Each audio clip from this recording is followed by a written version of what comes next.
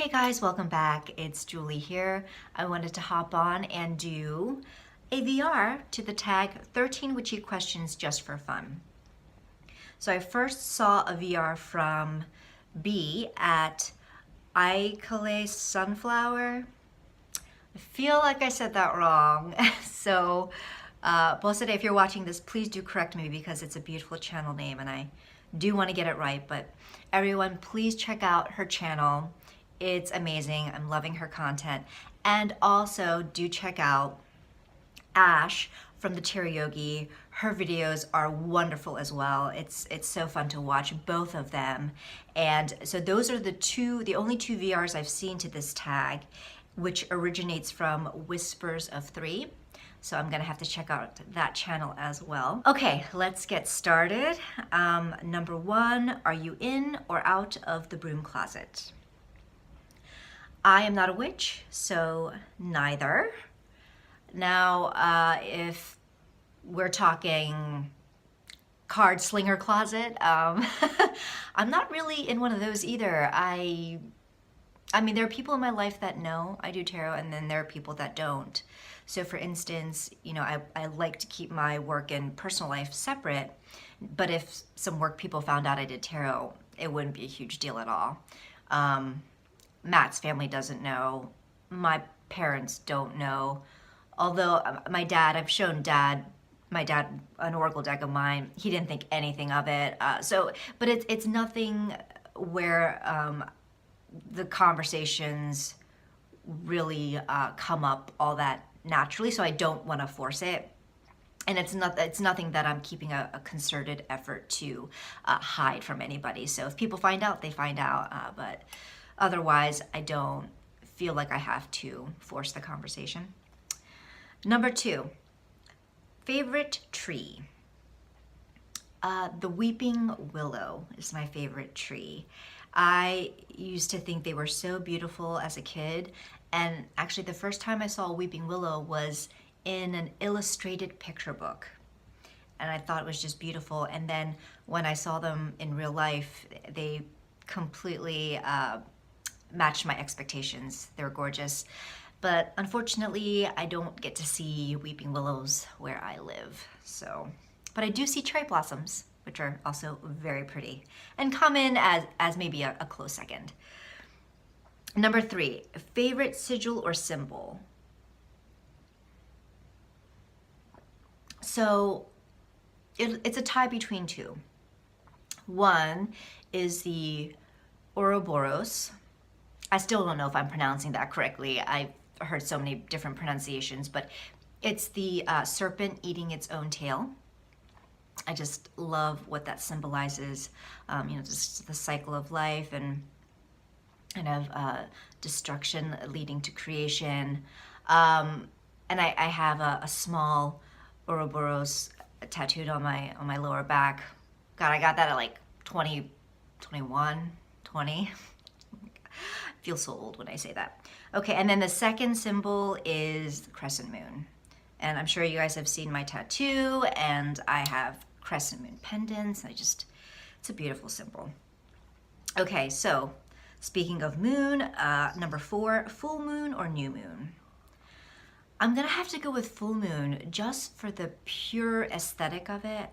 I love seeing it in the sky. I go to work pretty early in the mornings to beat the city traffic. So I leave my place around 6:30, actually a little before, and so it's still dark when I'm driving to work. And as the sun's coming up, I have seen the full moon in the sky as I'm driving, and it's just so breathtaking. So I'm gonna say full moon. Number five, if you were to become famous for something, what would it be? A storyteller. Whatever form that takes, whether it be with writing or acting or, you know, drawing, illustrating, storyteller. Number six, the very first crystal you ever got. I can't remember if this was my very first, but it is definitely one of the first. And it is this little amethyst in this ring. I got this ring when I was in middle school, and I still have it to this day. And it is like so, I don't know if you can tell how bent out of shape it is, but at least it still fits and I still have it. So this little amethyst ring. Number 7, favorite bug or critter? Do butterflies count as bugs? Are bugs the same as insects? Is that a stupid question? I know they're insects. I'm gonna say the peacock butterfly.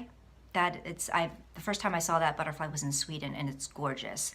But if that doesn't count as a bug, then I'm gonna next go with, and this is gonna be an odd choice for y'all, but the house centipede.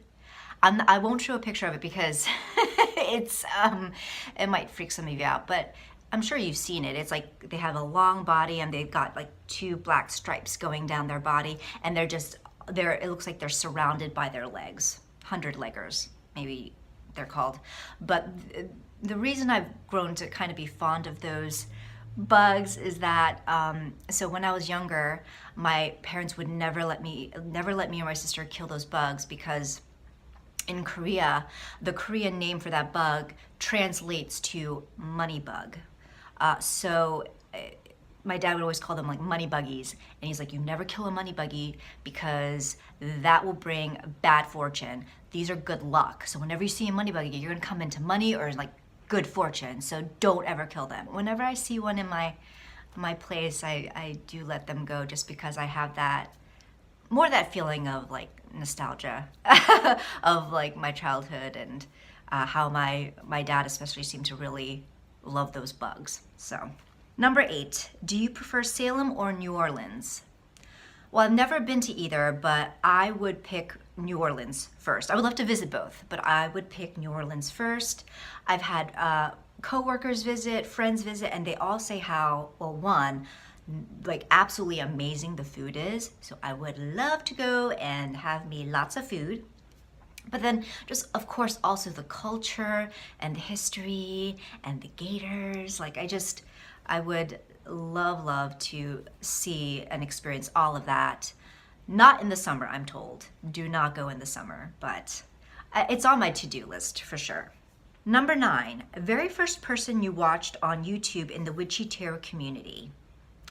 I'm pretty sure that was Kellyanne Maddox. Number 10, do you prefer spreads or freeform when doing a tarot reading? I usually prefer freeform.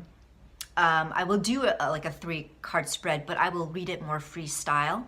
I'm using more structured spreads here and there, and especially I find that certain decks lend better to more structured spreads, but I would say my go-to is definitely like throwing down 3 cards and just intuitively reading 3 of them in no particular order, just kind of how they merge together for me. Or, you know, of course, the daily 1-card draw. Number 11, do you have a ritual or routine you do before or during a tarot reading? Not really. I mean, sometimes I will meditate with prayer beads before a tarot reading, but not always. I do like to make sure that, you know, there are no to-dos. Everything's cleared off my plate before I sit down for reading. So any types of chores, you know, just cleaning up around the apartment. That's really about it. Maybe make myself a cup of tea or some sort of beverage. But that's about it. 12. Are you a day or night person? I used to be a night person for like the longest time, but then when I started getting jobs that required me to come in pretty early, I became a day person. So I would say that now I am very much a day person, and I feel like I get way more done during the day than I do at night. I think I'm just getting older. And so I just don't have the stamina to stay up that late, and unless I have a nap. If I can get a good 2-hour nap in, then we're good to go. But otherwise, day person. And then finally, the last question, are you left-handed, right-handed, or ambidextrous? So I was born left-handed. My parents forced me to be right-handed, but I still use my left hand for things. So I guess I'm ambidextrous, but not naturally. So I write with my right hand, I eat with my right hand, and I like use scissors with my right hand. But then there are so many other things I do with my left hand, like I play sports with my left hand, like play sports. Like in gym class, I would, hold the tennis racket with my left hand, the softball mitt, left-handed. So, and then like using knives, like other types of tools, left-handed. Yeah, so, and I feel like this really like kind of effed me up in terms of coordination. So I wonder if I would have just been way more coordinated and less klutzy if I were just left alone to be naturally left-handed, but it is what it is. And that is it for this VR. Thank you so much for joining me. Thank you to Whispers of 3 for this tag. And I look forward to seeing more VRs. So until next time, take care.